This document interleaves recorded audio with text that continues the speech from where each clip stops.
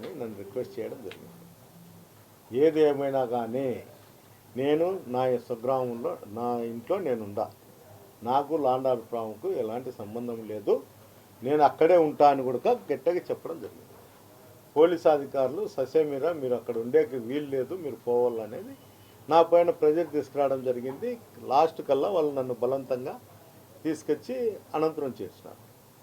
ఏది ఏమైనా కూడా ఈరోజు రాయలసీమలో ఏ ఊరే కానీ ప్రతి ఎక్స్ఎమ్మెల్యే కూడా పోయి వాళ్ళ పని వాళ్ళు పార్టీ కార్యక్రమాలు కానీ వాళ్ళు వ్యక్తిగత కార్యక్రమాలు కానీ చేసుకుంటారు.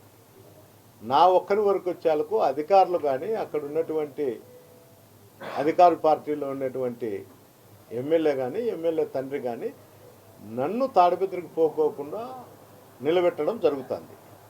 మొత్తం మీద నేను చెప్పేది ఏమంటే నన్ను చూసి అంత భయపడాల్సిన అవసరం ఆయనకి ఏమొస్తుంది? అంత భయం ఎందుకు అంటే నన్ను చూసి భయపడి ఆరోగ్యంగా క్షీణించుతుందేమన్నా భయమా?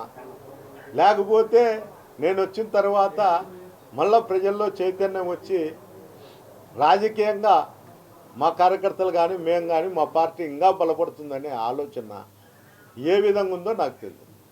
పోలీస్ అధికారుల కన్నా అధికారులు చెప్తే వింటారో లేదో కానీ లోకల్ డిపార్ట్మెంటు ప్రభాకర్ రెడ్డి ఏది శాసించితే అది ఖచ్చితంగా జరుగుతుంది. ఏది ఏమైనా కూడా ఈరోజు జరిగింది, నన్ను తీసుకొచ్చినారు, ఇక్కడ పెట్టినారు. రేపు అనేది ఏదో రోజు వస్తుంది, నేను కూడా హైకోర్టుకు పోతా, దానికి ఆర్డర్స్ తీసుకుంటా, ఎస్పీ గారి దగ్గరకు వచ్చి అడిగే నేను మళ్ళా కూడా తాడిపత్రికి పోతాను. అబ్బబ్బంటే 2 నెలలు పట్టచ్చు, నెల పెట్టచ్చు.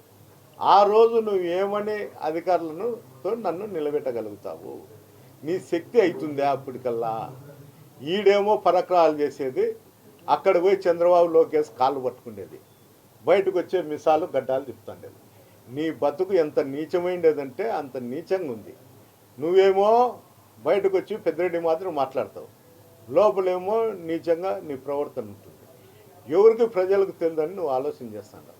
అయ్యా ప్రభాకర్ రెడ్డి, నేను చెప్తాను, నువ్వు చెప్పేది మీ ప్రజలు నువ్వు ఏమన్నా చేయండి నన్ను అడ్డుకోవడానికి కానీ ఏమన్నా కానీ ఏదో ఒక రోజు మా ప్రజలు మా కార్యకర్తలు మా నాయకులు కూడా నీకు అదే రీతిలో సమాధానం చెప్పేదానికి రెడీగా ఉన్నారు. ఏమి చెప్పినా కూడా నేను తాడిపత్రికి వచ్చి తీరుతా, అక్కడ రాజకీయాలు చేస్తా. నేను రాజకీయాలు చేయలేకపోతే, నేను అక్కడ ఉండలేకపోయినా కూడా నువ్వు ఉండలేను